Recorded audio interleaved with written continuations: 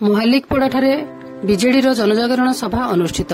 ଆଜି ଅପରାହ୍ନ 2ଟା ସମୟରେ ହରଭଙ୍ଗା ବ୍ଲକ ଅନ୍ତର୍ଗତ ମହାଲିକପଡ଼ା କଲ୍ୟାଣ ମଣ୍ଡପଠାରେ ସଭାପତି ଦେବରାଜ ସାହୁଙ୍କ ସଭାପତିତ୍ୱରେ ଏକ ବୈଠକ ଓ ଶୋଭାଯାତ୍ରା ଅନୁଷ୍ଠିତ ହୋଇଯାଇଛି। ପ୍ରଥମେ କଲ୍ୟାଣ ମଣ୍ଡପଠାରେ ଅନୁଷ୍ଠିତ ବୈଠକରେ ପୂର୍ବତନ ଜିଲ୍ଲା ପରିଷଦ ସଭ୍ୟ ଅବକାଶ ସାହୁଙ୍କ ସହିତ ବହୁ ବିଜେଡି କର୍ମୀ ପ୍ରମୁଖ ଉଦ୍ବୋଧନ ଦେଇ କହିଥିଲେ, ସମ୍ପ୍ରତି ଡବଲ ଇଞ୍ଜିନ ସରକାର ଦେଇଥିବା ନିର୍ବାଚନ ପ୍ରତିଶ୍ରୁତି ରକ୍ଷା କରିବାରେ ବିଫଳ ହୋଇଛି।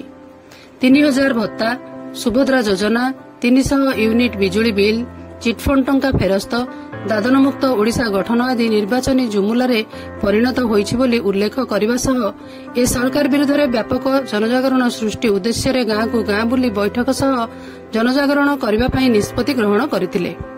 ସମ୍ପ୍ରତି ସମାଜର ଅବହେଳିତ ଦଳିତ ଆଦିବାସୀ ପଛୁଆ ବର୍ଗଙ୍କଠାରୁ ସଂରକ୍ଷଣ ପ୍ରତ୍ୟାହାର ପାଇଁ ଉଦ୍ୟମ ଆରମ୍ଭ କରିଥିବା ମୋଦି ସରକାର ଏଥିରୁ କ୍ଷାନ୍ତ ରହିବା ପାଇଁ ଚେତାବନୀ ଦେଇଥିଲେ। ଦରଦାମ ନିୟନ୍ତ୍ରଣରେ ବିଫଳ ହୋଇଥିବା ବିଜେପି ସରକାର ମୁହୂର୍ତ୍ତଟିଏ ସୁଦ୍ଧା କ୍ଷମତାରେ ରହିବାର ଅଧିକାର ନାହିଁ ବୋଲି ପ୍ରକାଶ କରିବା ସହ 2014 ମସିହା ପୂର୍ବରୁ ମୋଦି ଡିଜିଟାଲ ଇଣ୍ଡିଆର ସ୍ଲୋଗାନ ଦେଇ କ୍ଷମତାକୁ ଆସିଥିଲେ ସୁଦ୍ଧା କ୍ଷମତାସୀନ ହେବାର 10 ବର୍ଷ ପରେ ମଧ୍ୟ ପଞ୍ଚାୟତ ମୁଖ୍ୟାଳୟକୁ ଟେଲିଫୋନ ଟାୱାର ସଂଯୋଗ ନ ହୋଇପାରିବା ଏବଂ ଓଡ଼ିଶାରୁ ରାଜ୍ୟସଭାକୁ ଯାଇ ଟେଲିକମ ମନ୍ତ୍ରୀ ହୋଇଥିବା ଅଶ୍ୱିନୀ ବୈଷ୍ଣବ ଏ ବାବଦରେ ନୀରବ ରହିବା ସମସ୍ତଙ୍କୁ ବ୍ୟଥିତ କରିଛି ବୋଲି ସମସ୍ତ ବକ୍ତା ପ୍ରକାଶ କରିଥିଲେ।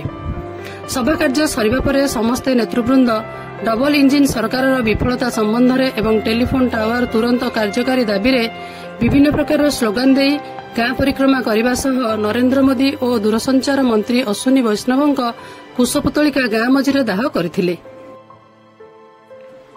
ଅନ୍ୟମାନଙ୍କ ମଧ୍ୟରେ ଅଭୟ ସାହୁ, ଜୟନ୍ତ ସାହୁ, ବାବୁଲ ମାଝୀ, ଗଜେନ୍ଦ୍ର ମାଝୀ, ପବିତ୍ର ବେହେରା, ସମ୍ବିତ ଖେତି, ନିର୍ଭୟ ଗୁରୁ, ପ୍ରଦୀପ ଗୁରୁ ପ୍ରମୁଖଙ୍କ ନେତୃତ୍ୱରେ ପ୍ରାୟ 200ରୁ ଉର୍ଦ୍ଧ୍ୱ କର୍ମୀ ଆଜିର ବୈଠକରେ ଯୋଗ ଦେଇଥିଲେ। ବୌଦ୍ଧରୁ ବୈଦ୍ୟନାଥ ସାମଲଙ୍କ ସହିତ ହରଭଙ୍ଗାରୁ ଚିତ୍ତରଞ୍ଜନ ସିଂଙ୍କ ରିପୋର୍ଟ, ମୋ ଜିଲ୍ଲା ଖବର।